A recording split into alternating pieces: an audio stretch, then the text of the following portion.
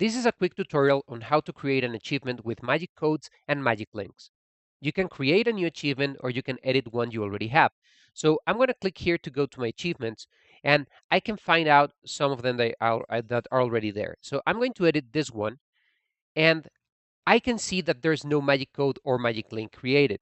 All you have to do is click generate, and it will give you a specific unique code that you can copy and use as a magic code for your students, or you can copy the magic link and give this to them via QR code, or you can copy and paste this on the whiteboard, on a screen, on something else that you want the user to have.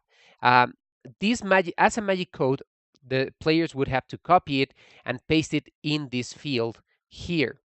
So when they paste this, they will receive the achievement. However, the magic link works differently, and it's really easy.